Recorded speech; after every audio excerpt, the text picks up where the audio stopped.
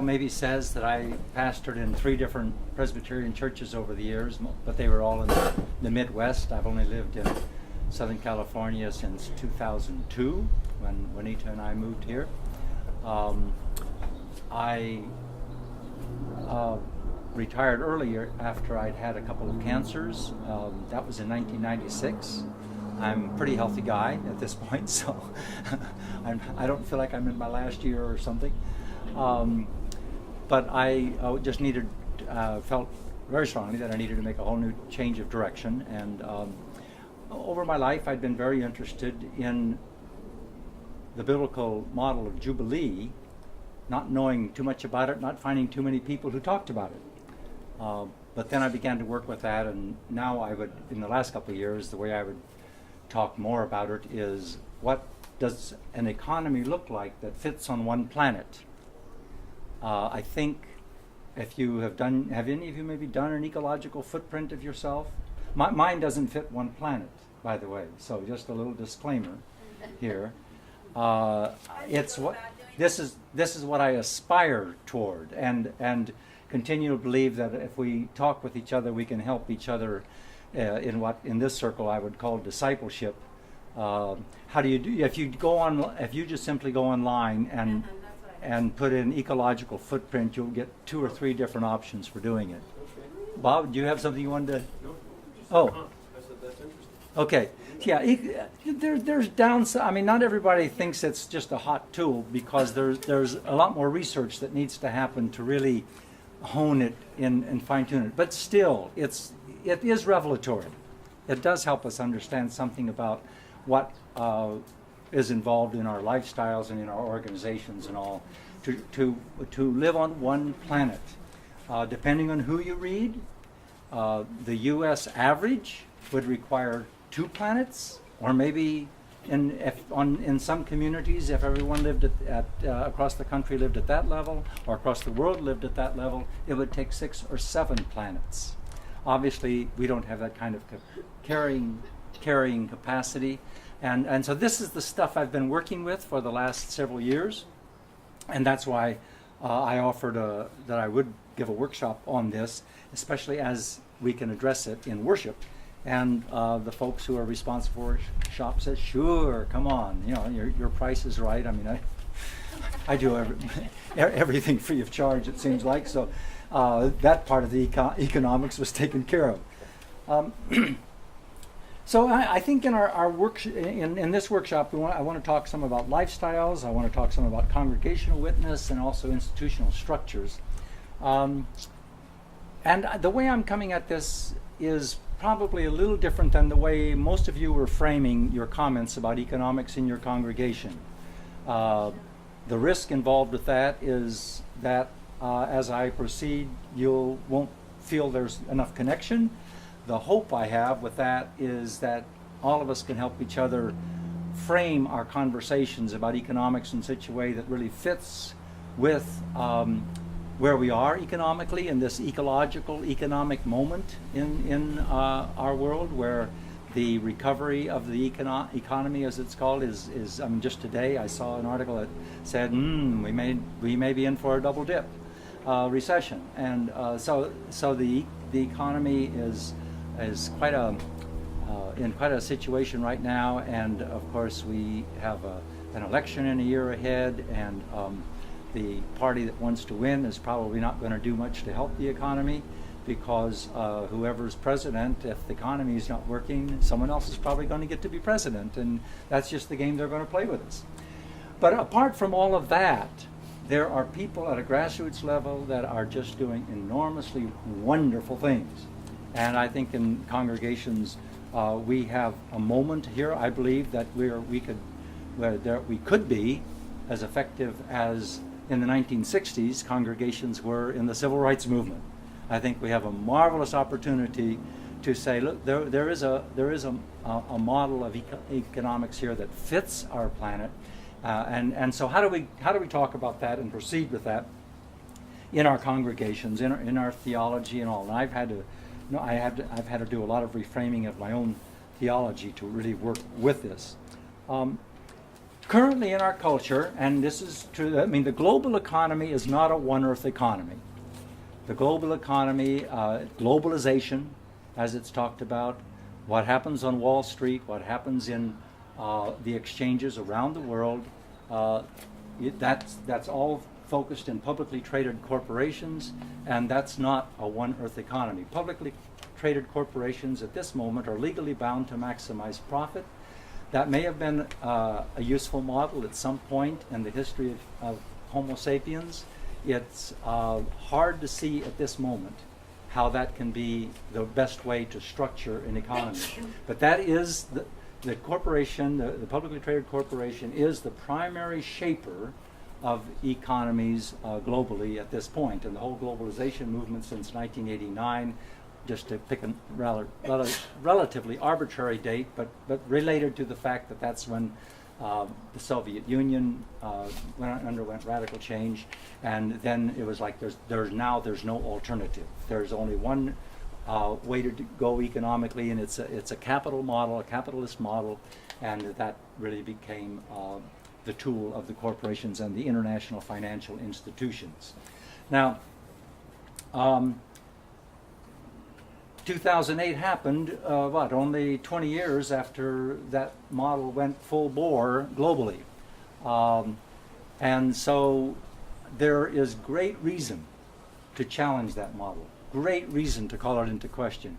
And if we do it, we don't have to be profound economists to do it.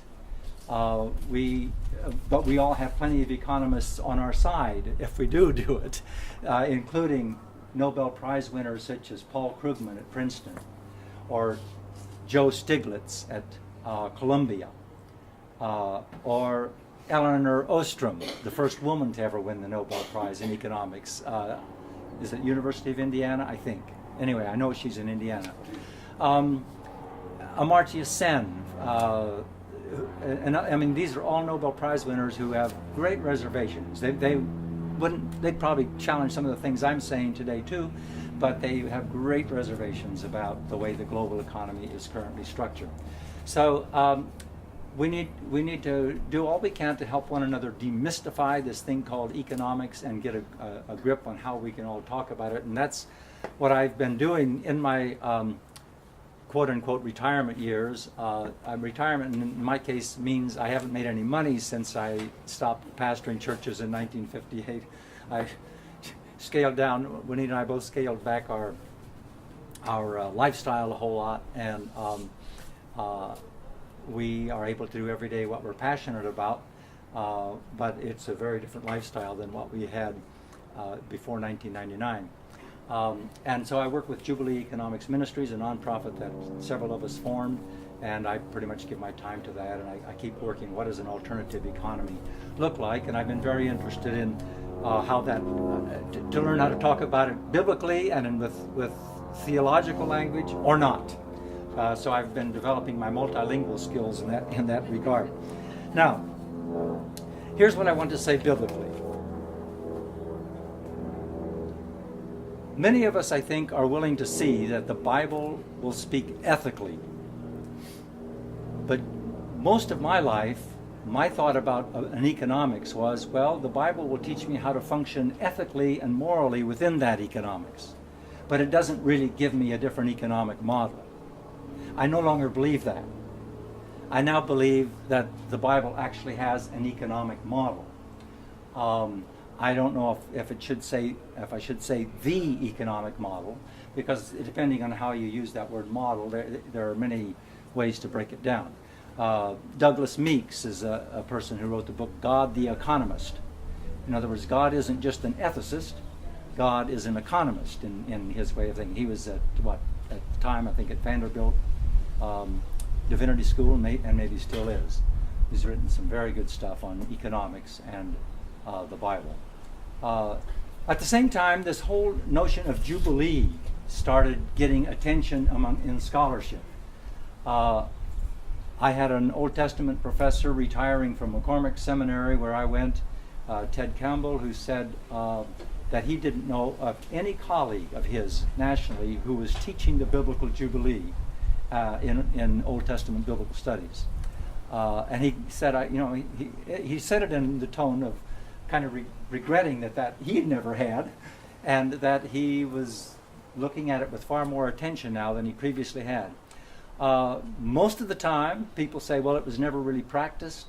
We don't really know what to do with that part of the Bible and that kind of thing. Now, just very quickly, Sabbath and Jubilee are connected in this biblical economic model, and the Hebrew people, as I understand it, essentially took the economics of indigenous peoples, including themselves, as they shaped a kind of people that today we think of as the Hebrew people. But if we go back a few thousand years, there's an indigenous economics in the region. The Jubilee economy, though it doesn't go by that, it can go by many different names, is still practiced today by indigenous peoples in traditional ways. Now, it looks like an impoverishing economy there. But the main reason for that is that that economy has been completely dominated by the capital economy. And so the capital economy has oppressed the indigenous economic model. But you can talk to any, if you read the Native American literature, when Europeans first came here, this was a land of abundance. This was not a land of poverty. There was plenty of richness in the culture. So I want you to recognize that, as I say, that the biblical Jubilee has never stopped being practiced, but it cannot be practiced by people who want to dominate others. The biblical Jubilee will not work in cultures or governments or economies that seek to concentrate power or concentrate wealth. And so that's why it's not working today. Superpowers, nation states, empires, whatever language you want to use, need to concentrate power and wealth in the mindsets that they use, in the consciousness that we use today. I think that the Christ consciousness, or the consciousness of a more enlightened consciousness, does not stay with this kind of egocentric, imperial-centric consciousness, but functions out of a world-centric consciousness, or even a cosmic or creation-centered consciousness. And so that's really what I understand the work of conversion and transformation to be about at the consciousness level, is to bring all of us to the place where we aren't just focused in the way our ego needs it, or the way our ethnicity, and ethnicity there means family or nationalism, any those smaller identities, but how do we get to the larger identities of creation in both ecological habitat of nature, but also all of the cosmos.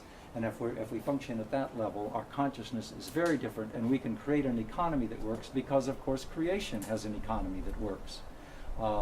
We, however, out of and right now the capitalist model dominates, but the socialist model is the same thing. Any economy that dominates conquers creation. It doesn't seek to copy it. It doesn't seek to mimic it, except maybe in creation of products, like with Velcro or something. But in terms of actually mimicking the model, it does not. Now, that gives us a real clue as congregations. Because if we can begin to talk about creation-based economy and eco-economy, we'll find a lot of biblical material that does that, and we will begin to tell a different story than the story of human civilization, the story of multi-earths living. We will start telling the story of one earth living, because we will appreciate so much that we are radically interdependent and communal with all of life. That all of creation didn't exist just so that human beings could come on the scene, and that somehow we are the impediment. I mean, if the evolutionary process continues, have we ever thought about what's the next species? That, I don't know if you want to think that thought, but it's an interesting thought just to think for a few minutes, isn't it? What's the evolutionary process that's going on that is part of this marvelous process of creation that's 15 billion years old if we take the cosmos, 4 billion if we take the Earth, and so on. And I know there's young Earth theory, but I'm not into young Earth theories. I'm into old Earth ways of understanding. So, just for clarification, sure. for some of us, Could you refresh our memories on exactly what the Jubilee is? And I meant to do that, and don't remember exactly. Yes, thanks for I mean, the core of Jubilee is the year of Jubilee, which, if you look at Leviticus 25, is where the priest blows the shofar, and on the Day of Atonement, and an economic atonement as well as other kinds of atonement begin to happen, and in the 50th year. The Jubilee year, the 50th year, it includes more than some of the other years. And especially significant in the 50th year is that land was returned to the original owners. So if I bought land from you in the 40th year, I would have 10 years before it reverted to you. Now, you'd say, gee, obviously we would negotiate a different price. Actually, I wouldn't be buying. In that exchange, one wouldn't be buying the land, one is buying the crops or the expected productivity. Because after all, the earth belongs to the Lord. You don't really ever buy land. So land is too sacred to be put into privatized commodity. Land is too sacred, therefore it's always communally held.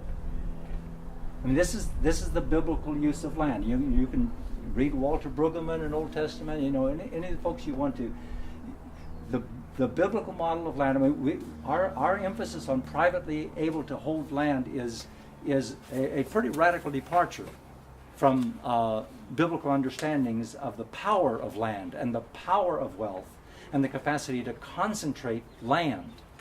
And if the more we look at this, the more we realize how true it is. This, by the way, a number of people over the years, economists, have tried to move some in that direction, recognizing this very thing. An economist named Henry George, earlier in the last century, just to cite one example, who was an economist of significant recognition. But he developed an economic model in which we really only would work with the productivity and the assets on the land, not the land itself. And today, I'm on the board, I chair the board of the Community Land Trust in San Diego, and we still use that model as a way to create affordable housing. We take the land out of the equation. And then, of course, immediately the house is 25% of the price disappears out of the cost of the house. And then it's held by a nonprofit in trust for the community, and it strengthens neighborhoods and empowers neighborhoods. So there's ways to still do this economy today. But of course, if we just thought we were going to blow the ram's horn someday and have everybody return their land to, that wouldn't work any better than the shock treatment that happened in the Soviet Union after Gorbachev sort of navigated the hard waters of getting rid of that Soviet Union. But closely also related to this, I mean, in addition to land, there's debt, cancellation of debt, or the forgiveness of debt. And then there's also the sense that workers are to be freed. Not anyone that has become enslaved is to be freed. And of course, slavery has taken on new forms today, but the slave trade globally is an enormous economic activity today. So those three things are big in the biblical model of Jubilee. It's just not to get too complex with it. And Deuteronomy 15 is especially focused in the forgiveness of debt. And then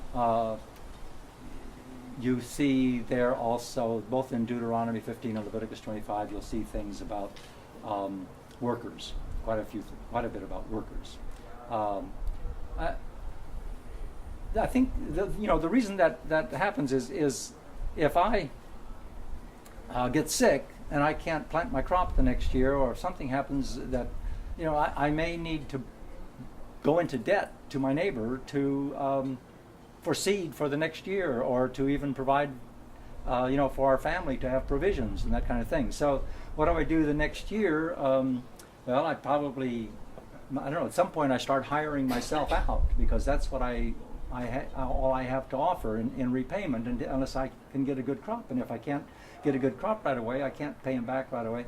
Well, in the biblical Jubilee, the idea was, okay, we can tolerate that for 7 years, but we can't let that go on year after year after year. But for 7 years, because after that, we'll have a hierarchy of people.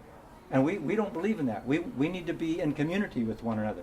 So we have to practice, every 7 years, we have to practice restorative justice, restoring people to community. We have to practice redistributive justice, redistribute enough assets so all can participate in community. Now, we practice redistributive justice all the time in our economy, too, even though redistribution was really a dirty word in the last presidential campaign. But since that campaign, the redistribution upward has been enormous. What we need to realize is that that money is always getting redistributed some direction. It's either up or down or out or some direction. But it's not that redistribution is a naughty word. So redistributive justice, restorative justice are very important things if we're talking about restoring people to community. And that's so much a part of the Bible. Now, I think Jesus picked this up. I'm making it sound like it's two obscure passages of the Bible.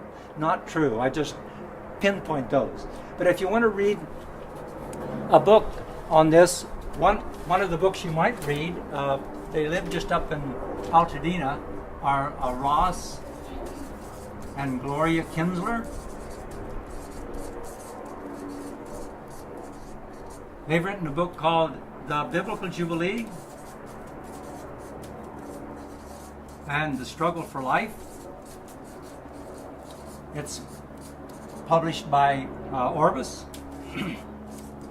And there's also a little booklet. By the way, if you have trouble finding these, contact me. I can help you get it.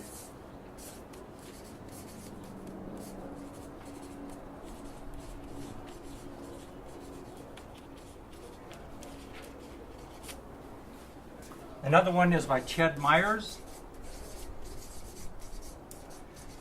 Ched lives just up the road here as well in the Ohio area. Ched Myers. Let's see, what is it? The biblical vision of he prefers Sabbath economics.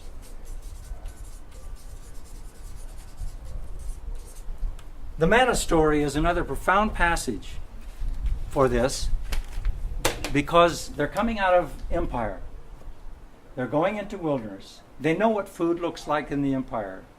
They get in the wilderness, they have no idea how you live here. The ecology is completely different. How do you live in the desert? Can this place even sustain life?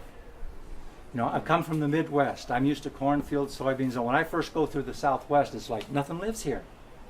Of course, it's not true. The desert, as some of you, or maybe all of you are very well aware, is abundant with life. But how do you live there? So that's very much the situation the Hebrew people were in, as they've been living in Egypt for some time, and they come to the wilderness. They don't know how to live there. And so they come upon this growth, and that's they're like dew in the morning, and you can pick your own way of understanding this, whether you feel that this was a divine miracle of God every day, or if that was something that the desert always produced, but they just didn't have eyes to see it. Either way, there's certainly a very significant eye-opening experience that happens as they wake up in the morning and they see that there's something on the ground, and they go around saying, "Manhu, Manhu, what is it? What is it?" And that's that's very, Manhu is close to manna, and so they started eating what is it bread. To call it that way. What is it? And they, you know the story, that those who gathered more did not have too much, and those who gathered less did not have too little. That's a profound commentary on enough.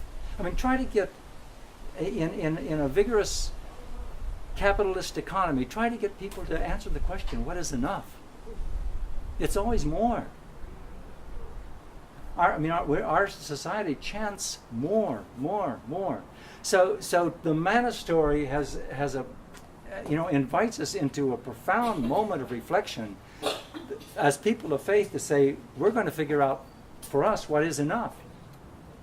And we're going to learn to live with that. Some of us may have more, but we won't have too much, and some of us may have less, but we won't have too little.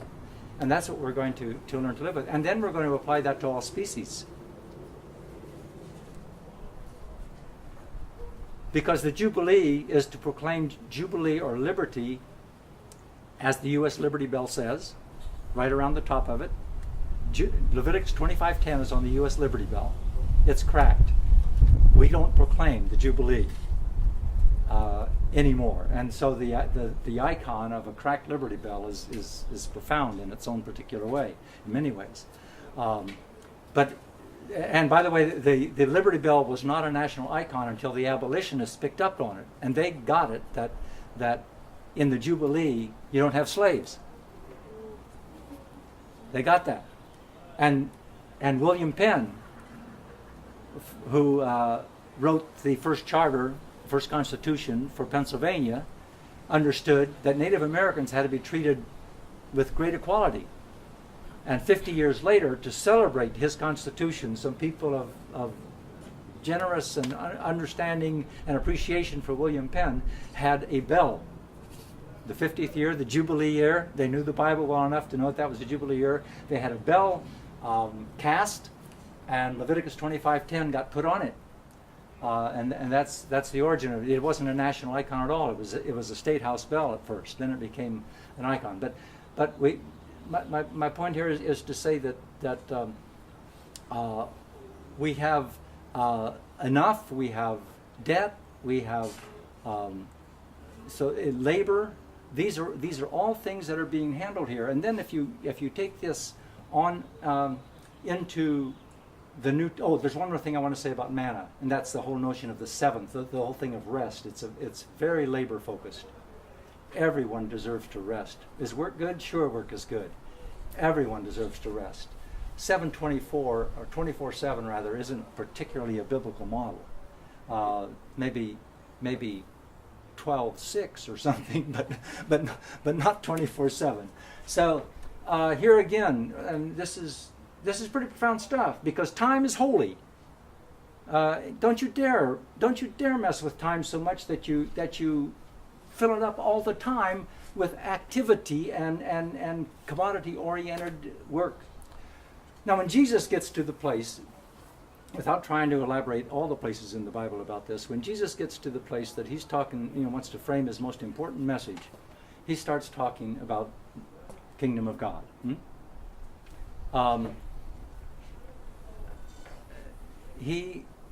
This is tricky language. I think he really thought as deeply as a cognitive linguist today, a George Lakoff, or any of these people think about what language to use. I think for him that worked pretty well, because he wanted something that could distinguish, I believe he did, from the kingdom of David.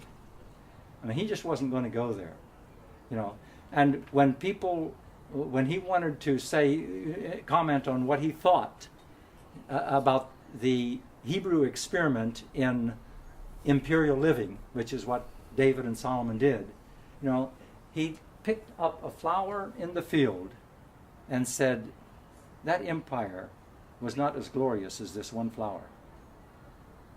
Now think about that in terms of, if you're Jewish people and you've got your heart set on some return of a messianic vision of a good superpower this time, a good empire, and that someone of messianic consciousness is going to come by and do that, to take one flower and reject that whole thing, it hurts a little, doesn't it? Or maybe you like it. I don't know. Anyway, it's a marvelous thing to point out that creation is has a more profound model. The way that a flower gets arrayed and the way it's connected to everything in creation is a model of exchange and economics that is more profound than what concentrations of wealth and power can give us. So the one earth economy is the profound economy that we want to declare. The multi-earth economy is what's being declared. And so in our congregations, if we can start getting a hold of this, and I don't know that we can, I know it's not an hour and 15-minute project, but nonetheless, I want to frame this for us because I think, there's ways that we can progress in this, and I believe that at this particular time in the world, people will be listening. Now, it's tricky in congregations because I know that we all have members who are deeply devoted to the multi-earth economy. We all have people whose livelihoods are benefiting enormously from the structure of the corporation. This is not an attack on any of those people, in my thinking. It isn't. But they are all doing fervently what looks to them to be how to go ahead with things.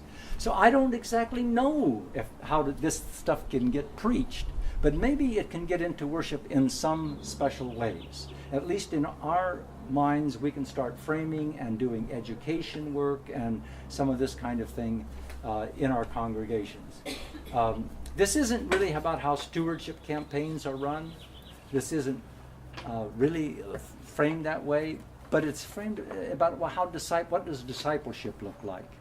And I think that our economic choices are discipleship choices. And we have to help each other in this. I have lots to learn in this stuff. But one of the things is our food choices. Food may be one of the best doorways into a whole different economic model because we do a lot of it. And there's a profound food movement that's growing rapidly. We actually have small children again who are saying, I want to be a farmer. It's been not in my lifetime that we've had that kind of thing going on. We have lots of, an urban garden movement. We have congregations that create community garden on their property if they have it. And all of this is about recognizing that Archer Daniel Midland will never feed the world. They will never be able to get rid of the hunger problem. No genetically modified product will ever get rid of the hunger problem. We need a whole different food model. We need food sovereignty. Here, if we go back to the manna story, Jesus gives us a marvelous example where the disciples are saying, well, where are we going to get bread to serve these people? And Jesus says, well, what do we have? And Jesus' focus is on, we're going to share what we have. A different paradigm is the paradigm of sharing. Rianne Eisler, in her book, The Real Wealth of Nations,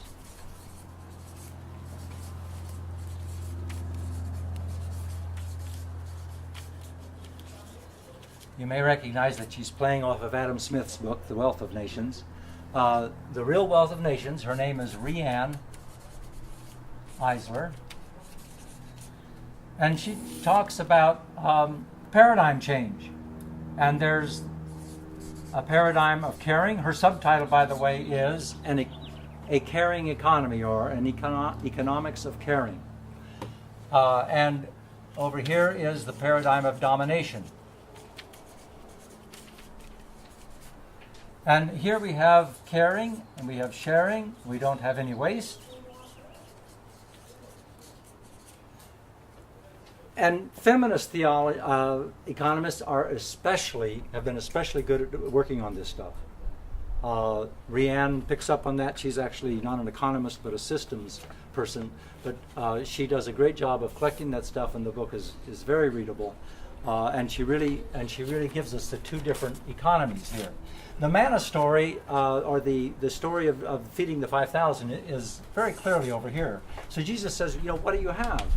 Now, for most of my life, I thought that Jesus probably just took a loaf of bread and kept breaking it and breaking it and breaking it until everybody got fed, and that it was a miracle of that kind of thing. Maybe it was. But have you ever tried, what would it take today to get the people of San Diego, all of them, to start sharing at a radical level so that those with more did not have too much and those with less did not have too little? Wouldn't that be a miracle? I mean, that would be a complete miracle. And then when they're done, Jesus says, no, by the way, go take baskets, gather everything.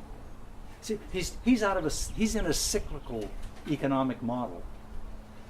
You don't just buy, feed, get rid of the waste, which is very linear.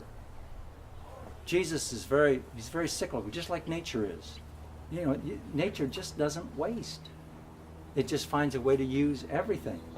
So this again is what we see Jesus doing. And I just want to point out that, economists and people are working with this stuff. They just aren't in control right now. And I also want to point out that Jesus, when I talked about the kingdom of God, I think we can talk about the commonwealth of God. And here we're going to bridge into communion and another act of worship. I wanted to comment that Yes. I think that the American Indians Yes, felt the same way about the land yes, and people. of course. And at least in America, we had that to begin with. Right. I mean, if we, and many Native Americans are willing to move back into dialogue with us. They're now, some for a long time, a lot of them didn't, but now some of them are willing to. They say, we think maybe you're willing to listen now. But we've known for, just read our elders and the wisdom we've had. We've known for a long time that the model you used, it was not only destroying us, not only was it genocide that you practiced on us, not only did you decimate our food supply, not only did you take our land from us, when we thought land was sacred and belonged only to God, and you figured out a way to put it on a piece of paper that you could claim it and move us off. I mean, they're pretty blunt with us. But then they also say, but if you're willing to talk again, we don't think you need to go back and do it like we did it a long time ago, but we think we have something to say. And I think that they're right. And in a book I'm working on right now, one chapter's on indigenous economics, because indigenous economics is a form of Jubilee economics. I wanted to say one thing about Commonwealth. I think that Jesus, if maybe we wanted today to talk about the Commonwealth of God. The Commonwealth is everything that's publicly held. I mean, one of the big battles of the commons right now is the internet. How public can that be kept? How privately can it be? Because corporations want to own it. They want to decide who will get to use it, and this is the. I mean, if you are operating out of the corporate model, you must continually be looking for where you can acquire cheap goods and maximize profit, so that your shareholders will like and invest, and that your price will look good on the stock market, and you get about 3 months at a time to make your reports on that. And you're legally bound to do it, because your shareholders can sue you if you don't. Now, I understand that model, and I can see how it can make some people very rich. But I don't see how it can be a model that works in a one earth economy. I just don't. And I think people of faith, not all of us, but I think some of us can start saying, this is not working. I mean, let's use some common sense here. We can never honor God's creation with that kind of a mechanism being in the driver's seat. We need a different way of doing things. By the way, that's why Eleanor Ostrom got her Nobel Prize, because she was looking at ways of managing commons that community could own and share, and that the collective decisions could get made. Not socialism in any kind of state-run way or that kind of stuff. See, I try not to use those words, frankly, capitalism and socialism. They're just so loaded. I'm using them more with you today than I typically do. But most of the time, I just want to talk about a one earth economy, or a multiple earths economy. Because you can put all kinds of names on multi-earths economy, but if it's still using more than one planet, it's not going to work. And furthermore, the one earth economy, here we are. We're people who like the doctrine of creation, we'll use church language here. The theology of creation. I'm not just talking about Genesis 1 and 2, but I'm talking about the process of evolutionary creation. How the species continue to go through their cycles and stages, and so this is a magnificent story. It's so much bigger story than any empire. Creation is still here. It's still ongoing. Empires come and go. Where do we root our story with the Christian church? Where do we root our story? Are we rooting it in in a corporate model of civilization and seeking a corporatized church and with the human civilization story as our context? Are we rooting it in the creation story that's 4 billion years old just in terms of the earth, and 200,000 in terms of Homo sapiens? Civilization story is only 12,000 years old. Only since the last ice age has this story been going on. So I think we have a marvelous chance to rethink what we're doing theologically, and then we root the economy also in that. Now, we have some good occasions to do that in our worship. I've flirted with words like commonwealth and the commons with you. Common is such a good word. To be common is wonderful. Who was it? Aaron Copland had this fanfare to the common man. You know that piece? It's a great fanfare. It's a little gender skewed, but if he were writing it today, I bet he'd take care of that. But anyway, that's where it was. But the idea is that common is so rich and so good, but in the multi-earth story, common tends to be treated as ordinary, as not worth much. Not always, but there's a tendency toward that. Now, there's a very interesting word that we use in our worship that's very much related to common and commonwealth, community, communion. And I would like to see us, at least much of the time, recognize that in communion we have a marvelous opportunity to invite people to, let me put it differently, to renew our own commitments with one another, to live in a one earth economy, to be able to come to the bread and the wine, and even to acknowledge in our minds and hearts that we're not living a one earth economy. Maybe you are, maybe you're not. But even if you're not, you say, I'm not there yet. But I want to share this, I want to do this because I want the courage to live a one earth economy. I want to do it with sisters and brothers who want to live the one earth economy. I want to be in communion with all the species who are part of a one earth economy. That's what I'm saying here as I eat this bread and drink this cup. That I am part not only of the death and resurrection of Jesus, but I am part of also the death and resurrection of the body of Christ as it appears in Mother Earth. And that I am part of the continual cyclical renewal that nature teaches us to have.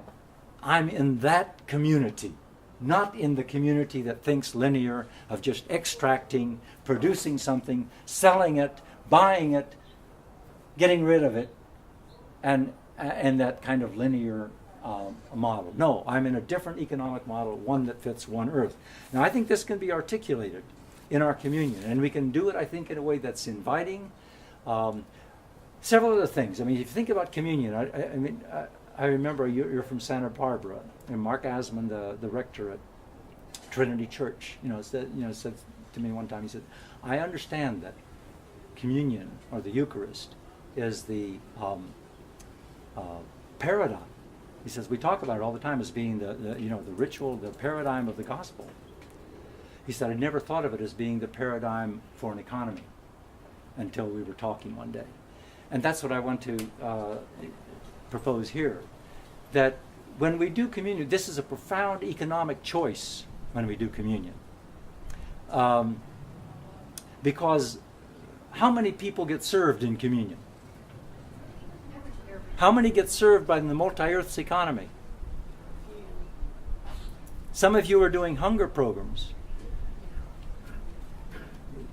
Yeah, you're never going to go out of business as long as we have a multi-earth's economy.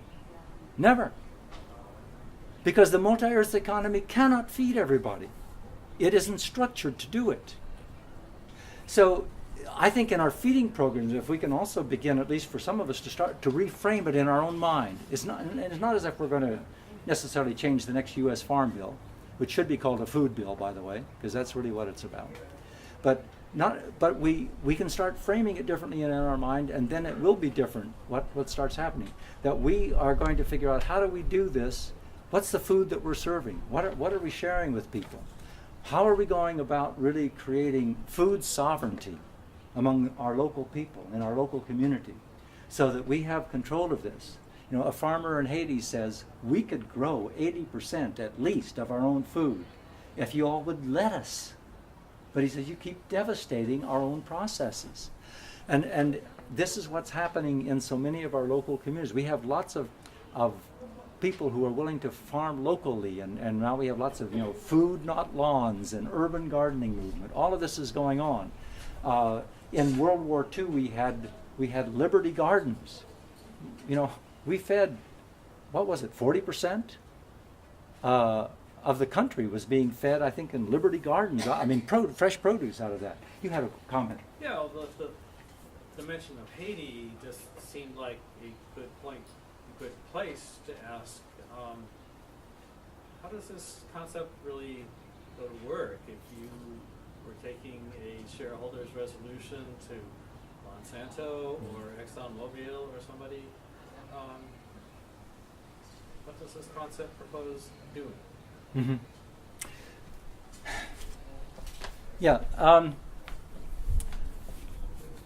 I probably wouldn't do that action, but some people do, and I'm really for Well, these. it's a way of asking, what would you want them to do? Right. I mean, I want Monsanto to radically change their business model, which they're not willing to do, I'm sure. They are into doing what they do, and that is to dominate the market, and to, frankly, put small farmers out of work, out of business.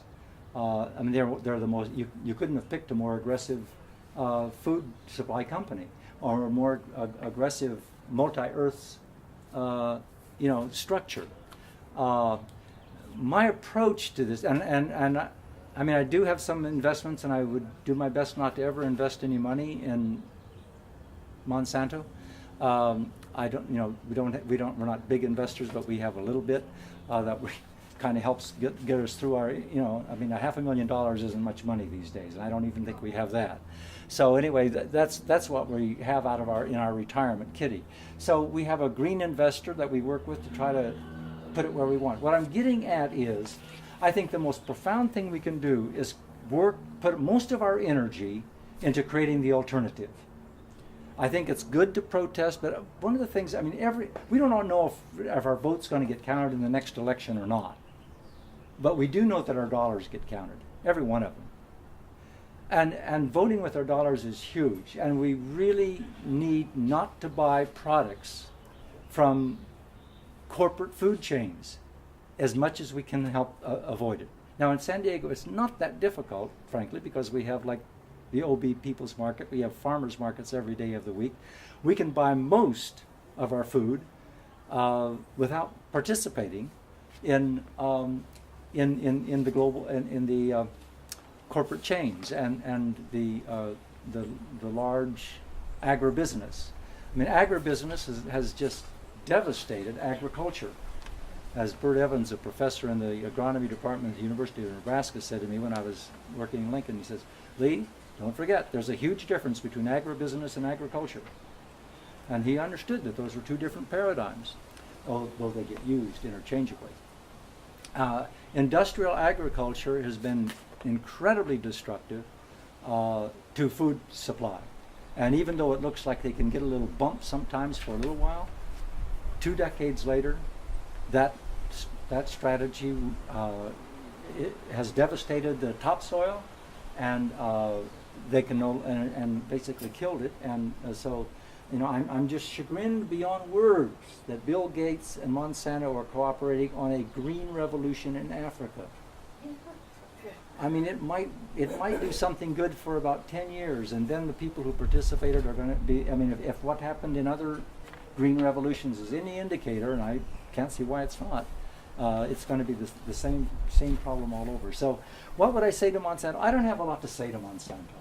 I just don't want to participate with Monsanto, and I think I'm going to work at working with people who will do the community gardens, We do a garden share with some. We live in a condo, don't have any land there. But we're doing a garden share. I can't believe how much food comes out of a box like is around that tree back there. It is incredible. I mean, I've had more green smoothies for breakfast than in the last month than I've had in my whole life. I've been interested in getting out of the traditional economy for a long time and looked into communes, and what I've seen is in the later years there's been even little communities who barter. They have their own Yeah. script, Yeah. community gardens, food co-ops, Mhm. all kinds of things like that. But it's only happening in little pockets, usually around a university town. But I've never heard of anything like that happening in a church. Are you aware of any? Because you've made this biblical connection that I never saw. I love what you've done here. Do you know of any churches that have started to move in those kinds of directions?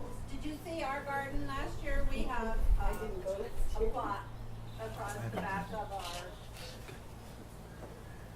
we have a U and our driveway goes around, and it's been a great success. And I have to tell you that, or I'd like to tell you that, Brothers Market gave us $2,000 to fund our water pipes and so forth. Good. To be able to water the garden, and our little group of gardeners, they don't come to church, but they do, They're working on a new love paradigm. their land, and they Yeah, it's a new economic paradigm. It's a new food paradigm. recovering alcoholics, there's all kinds. Well, it'd be perfect for us, except we don't have any land at our church. But yeah, community garden. We started a free cycling program, but everything runs on people power. And if you don't have people who have the time, and Yeah. in this economy, everybody's struggling so Yeah. hard just to exist that it's hard to get Yeah. anybody to commit to things that take I'm- extra time and effort. But that's what I think needs to happen. I was just at a Cultivating Food Justice conference a month ago in San Diego, and three different congregations were talking in one of the workshops about the gardens that they had started. So it's happening, and can I put you in touch with them? Yes, there's one there. I can put you in touch with some others. But if you just get in touch with like the organization Food Not Lawns in San Diego, or in your own neighborhood, I can't remember which. Riverside, whether it's there We too. do have a community garden movement Yeah. that's kind of starting. You start getting in touch there, and many of these people, it's just, you say you don't have enough labor within your own church, and you may not, but if you get connected with the right people, they just show up, and it's amazing in many cases what happens, because people have great energy for this. This is something they believe in. About food, the gardens, trade, barter, There are recycling. food banks out too that will come to your church, and these flyers are sent out, and then they give out all these different distributions of food. Yeah. Ed, Look up Feeding America along those lines. Feeding America? Yeah, they're a little bit corporate, but they've teamed up with my church, Mission Hills UCC down here, and Mission Hills UCC hosts the giveaway. Feeding America and an organization called Special Delivery are more linked, but we're hosting it at our site.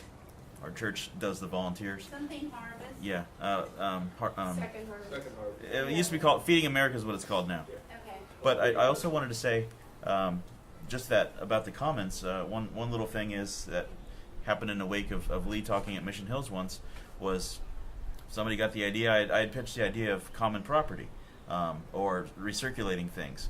And one day somebody comes up to me. She's a mother of a couple of the kids at church, and she goes, "Oh, we started doing that thing you told us about." Because I had sort of kept on carrying the message for a couple of weeks after Lee was talking. And she goes, "Oh yeah, we got this rack up here. It's in the fellowship hall.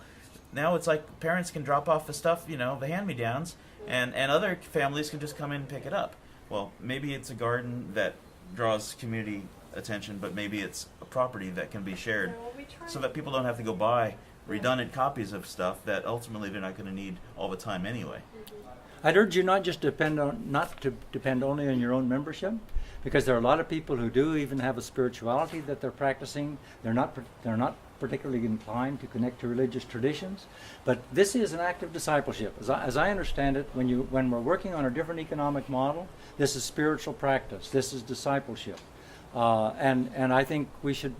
My feeling is to be bold to call it that, and for people who want to think about discipleship. I mean, that's not always a good word. I accept that, but for many people, you know, they're wanting to make a connection with their spiritual practice, and you know, composting, gardening, anything you do in the food supply chain that involves you, it's amazing. And it's connecting with creation. It is a creation spirituality. And I think it's very, very rich. And of course, what does communion give us? It takes the fruit of the vine. It takes the fruit of the field. I mean, it's very earth-centered. I mean, it's very interesting how that ritual, it's so rooted in creation. And what do we do too? We take the common elements. Does your liturgy, your liturgical language maybe says something like, we take these common elements and make them holy, or we put them to sacred use. Now think about that. You know, what does the corporation do when they take the commons? They commodify it. First, they make it a commodity that they can sell and put it to private use. Communion does exactly the opposite of what the multi-earth economy does. The one earth economy sees everything as sacred and holy and reminds us of that through rituals or sacraments like communion. At least my understanding of communion is not that it's one of two sacraments, but that it's one of two that we use in congregations, or I think in UC, that's right, in Presbyterian congregations, to open our eyes to see that this is sacramental right here, that everything is infused with the holy, and that all of creation is alive and vibrant. As more than one person has said, every bush is burning if you had eyes to see. So it's learning to see it in a different way. And as I understand communion, it does that kind of thing. Communion, you know, if next Sunday you served, you know, the people who served communion served it to half the people, you wouldn't tolerate that. I mean, you would not. But that's the best, not half, but what the best the multi-earth economy can do is leave about 1/3 of the world really pretty hungry, really struggling, certainly without food sovereignty. So recognize what a different economic paradigm communion is about. Communion, you know, and I'm seeking to stand in communion with the emerging economy. I also believe that the grace of the sacrament is lost if our primary daily decisions are made based on the logic of the market. Do you follow me at all? If our primary decision, and if our trustees are making primary decisions based on, well, this investment, it needs to maximize profit, that's good stewardship. Maybe it is. Maybe it's lousy stewardship, because maybe the capital could be on loan to a community land trust could be on loan for a year to get affordable housing built, and then be returned to the congregation as investment. So the capital would have been doing something, whereas before maybe all that you would have had to show for it was a little bit of interest and a little bit more money. I mean, it's. I'm not saying that it's clean cut. Which of those two is better? But certainly trustees who are thinking about a one earth economy, a creation-rooted economy, need to think about that kind of thing. A communitarian economy like the biblical model. And it's a hard sell. I don't have any illusion that you have a board of trustees that might do that. But but nonetheless, we need to have little places, little enclaves. Before you were saying they're little pockets where things happen. I love the pockets because that's where we create the new models, and then we start linking the pockets, and we start linking with other people. We start connecting the dots, and that's really how Buckminster Fuller said. Don't spend too much time criticizing or knocking down the old model. Just create a new one that makes the old model obsolete. And I think that's what the call of the gospel is. to make a new model that of a one Earth economy that really shows how obsolete, how old-fashioned multi-Earth living is, how mired in scarcity it is, so that you have to hoard to have enough. How dependent it is on perpetual economic growth on a planet that has a carrying capacity of limits.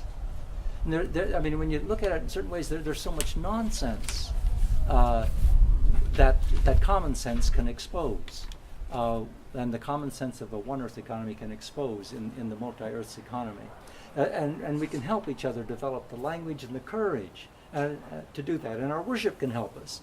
Now, I want to say something about baptism too.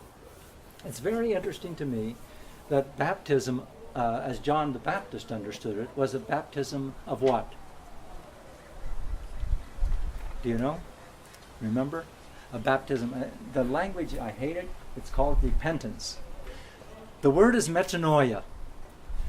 It's a baptism of metanoia. Metanoia, you know what metamorphosis is. I mean, whoever could imagine that a caterpillar becomes this other thing? I mean, you look at this other thing and you say, you're kidding me. You're putting me on. That was never a larva. I mean, that's how transformative metamorphosis. Morphe is form. Meta, of course, gets beyond. So you get totally beyond a previous form. Paranoia. What is paranoia? Paranoia is when your world starts getting small, right? Your mind says things are after me, and you start hunkering down. Metanoia is just the opposite. It opens up. Noia is mind. Getting beyond your mind where we've been. So when our mind is functioning in a multi-Earth economy, it takes some doing. We can't just sit out here one afternoon and have our mind changed. Maybe we can get some contribution to it. We can help each other a little, but we need to keep working on this mind change, this transformation of mind into a new paradigm, a whole new way of thinking. And the folks who started using paradigm, Thomas Kuhn being one who talked about the history of scientific revolution, he showed how scientists had their paradigm, their mindset, their worldview, and any data that came in that didn't work, confirmed that, they tended to ignore. I mean, he showed how that happened. And the revolution in science happened when someone started working with that data. And that's how Einstein's revolution, he started looking at things in ways that no one else could ever see. That's why he said imagination is more important than knowledge. Knowledge can just solidify you in a worldview that's being bypassed by the evolutionary process of creation. And that's what's happening in our multi-Earth economy. As Earth is going to make it fine, with or without us. The Earth story is not going to end. We don't know if the Homo sapiens species will be able to move into the Ecozoic era with the Earth or not. We may or may not. We have a lot of choice to make. But it's sort of an evangelical choice, isn't it? I mean, it's sort of a holy and divine choice that we have to make. We can cooperate with Earth or not. And a lot of it happens in the economic choices we make every day. Our daily economic choices. Start framing them different. Start helping one another. I don't mean ill will. This is a beautiful little thank you. I don't use bottled water because it's a structure that doesn't fit for me. It's just again, I wouldn't say that to any of the, I don't mean to say that to any of the committee or to hurt their feelings. I appreciate the gratitude that's expressed there.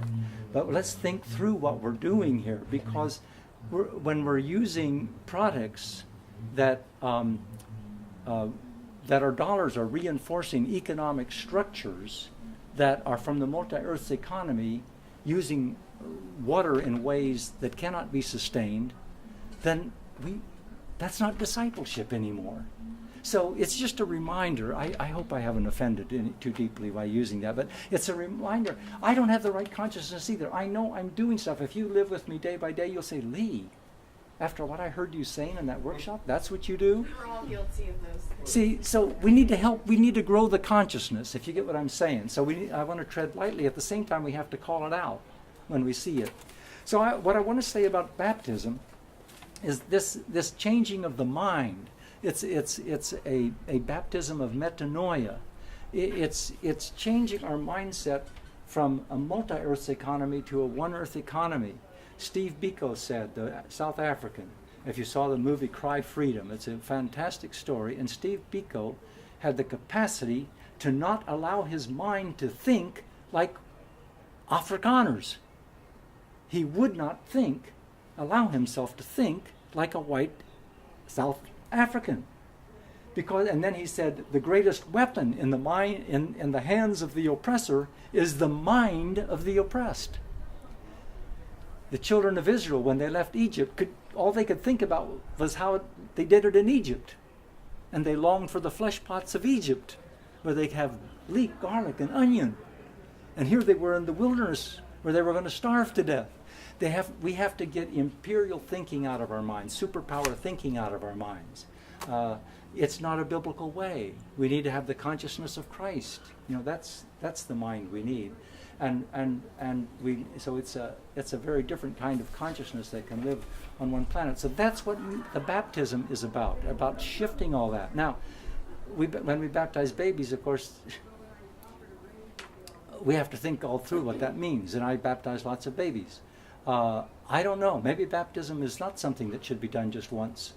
See, it depends on it depends on what we use. If baptism is initiation, well, I don't know, maybe then you can only do it once. But if baptism is just, or maybe it's other kinds of washings, I don't know. But I understand about needing at times I can just feel dirty. And I want to be washed clean of the way I think and feel. And I want my mind to get moved into a different state. And ritual helps me do it. The ritual of washing can help me do it. So maybe I can just do it in the shower, and I don't have to do it in the sacrament of baptism again. But the Baptists have something there, right? Well, see that. No one tradition. That's the tradition I grew up into. Yeah, you had to be an adult. No one tradition has a corner on this thing. I mean, it just don't. I just think we need a lot more flexibility about how we ritualize this stuff. So maybe we need to develop rituals in addition. But I do believe in rituals that say, I'm not doing, I want to live this out fully in my life on a day-by-day basis. But I believe by participating in this ritual, I increase my resolve. And when I do this with other people, I'm strengthened, and I have more courage to do what is really hard for me to do, and I'm not quite there, but I'm on the journey.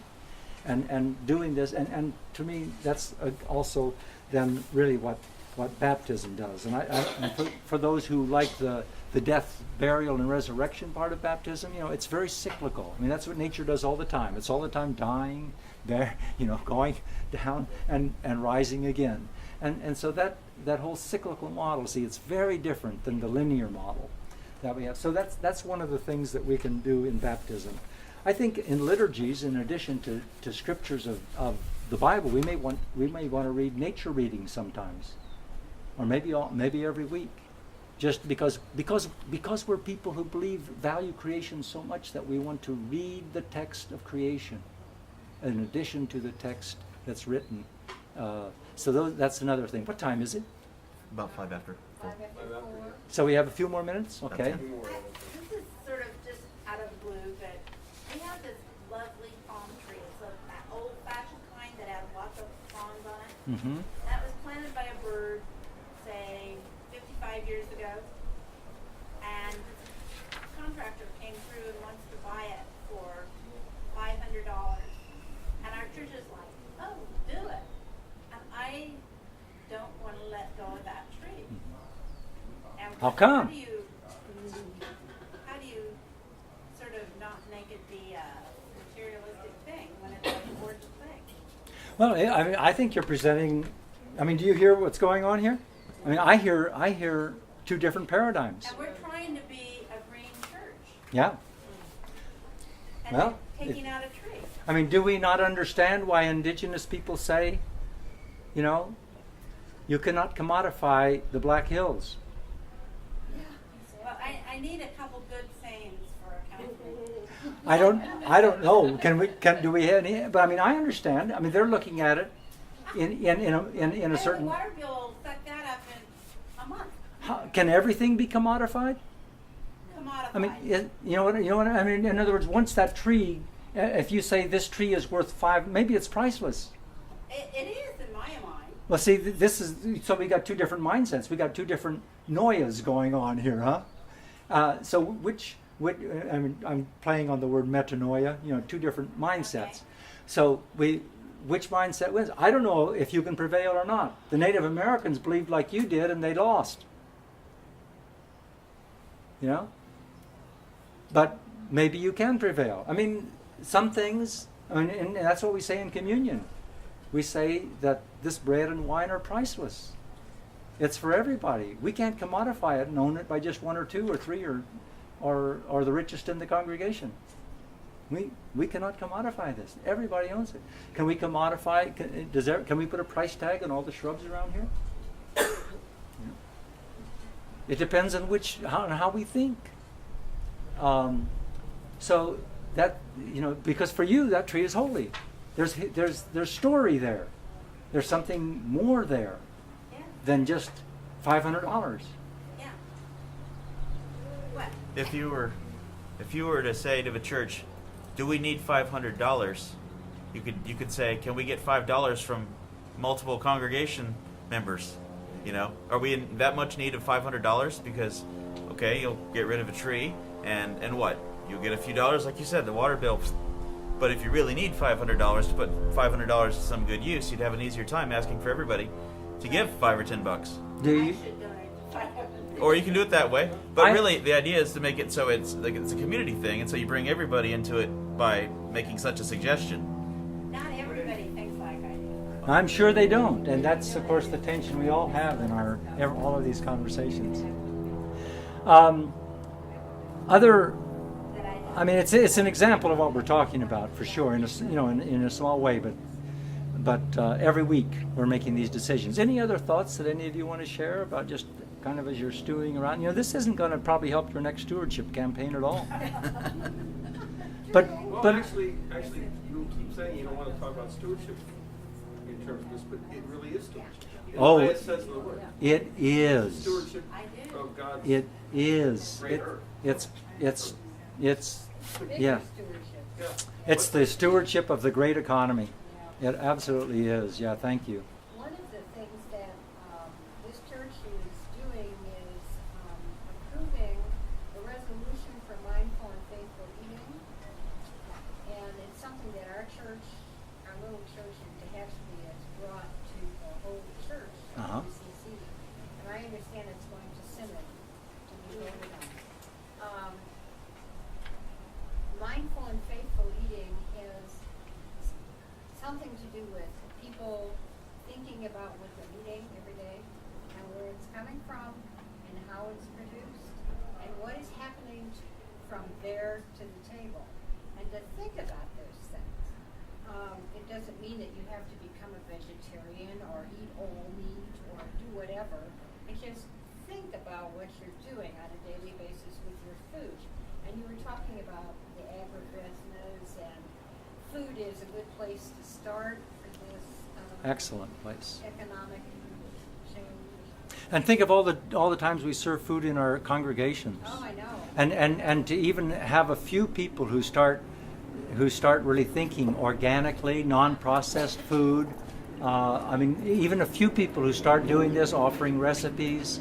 I mean, pretty soon more and more people are wanting to do that. So we have a lot of opportunities around food. Because people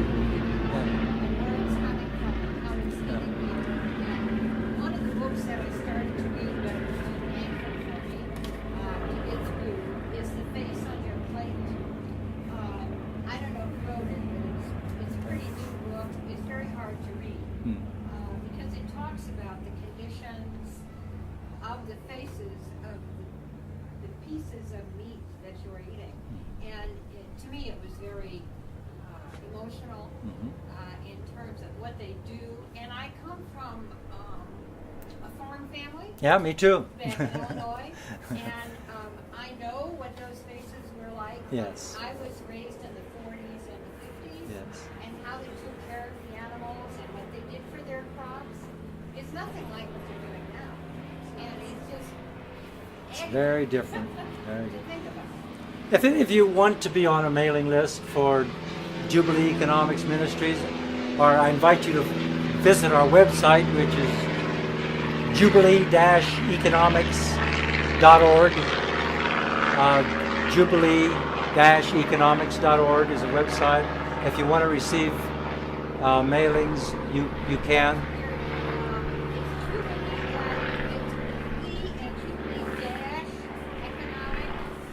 Economics.org. That's the website. This is my email address. Yeah, but it's got a dash in it. It's important. Yeah. That's true.